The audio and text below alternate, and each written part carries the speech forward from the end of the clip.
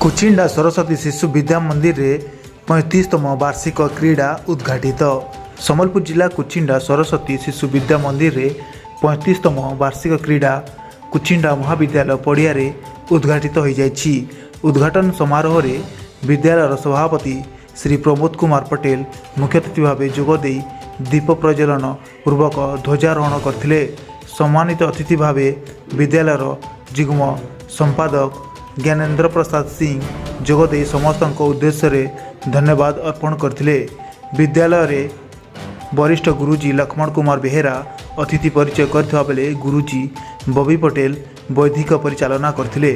शारीरिक प्रमुख ओम प्रकाश महाकुलଙ୍କ प्रत्यक्ष तत्वावधान रे तथा समस्त गुरुजी गुरुमांक सहयोग रे क्रीडार प्रथम दिवस आरंभ होईछि। विद्यालयर कर्मचारी भागीरथी पंडांक सहित समस्त कर्मचारी सहयोग करथिले। मुई मोर ना होचे लक्ष्मण कुमार बेहरा आमर कुचिंडा शिशु विद्या मंदिर वरिष्ठ आचार्य अच्छी। आज आमर एक्चुअली आमर 27 तारीख एवं 28 नवेम्बर 2 दिन धरी आमर ई कुचिंडा कॉलेज पड़िया रे आम सरस्वती शिशु विद्या मंदिर कुचिंडार आमर 35तम वार्षिक क्रीड़ा अनुष्ठित होउछि। आज तार प्रथम दिन होइछि एवं आसंता काली मध्य आमर क्रीड़ा हेबो।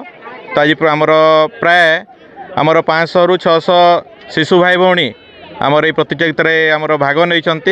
आमर रन इवेंट होछि आमर थ्रो इवेंट एवं आमर जंप इवेंट इतरे आमर भाई भौणी तृतीय रु 10म श्रेणी पर्यंत आमर भाई भौणी मानकर आमर प्रतियोगिता चली। हाँ, मोर नाम पूजस्मिता पात्र है। मुई सरस्वती शिशु विद्या मंदिर कुचिंडा छात्री है। आज आमर वार्षिक क्रीड़ा अनुष्ठित हो भाई भाई मैंने बहुत जोश से खेलुन चीयर अप करके भल लगे। आटा कॉलेज फील्ड में अनुष्ठित हो मुई किसी खेलिनी हेले भी अलग मान के चीयर अप करके भल लगे जोश देखिए खुशी लगे। मैं प्राची रानी पटेल आज इन कॉलेज फील्ड ने नवेम्बर 27-28 2 दिन धरिकी आमर एनुअल स्पोर्ट्स होचे जेने कि मुई भी भाग नहीं आ बहुत माने स्टूडेंट नहीं भाग नहीं छन ताके एनकरेज करी के बहुत भल लागुचे बहुत खुशी लागुचे सब चीयर अप करूछन आ बहुत मजा लागुचे सब जोशी खेलुछन।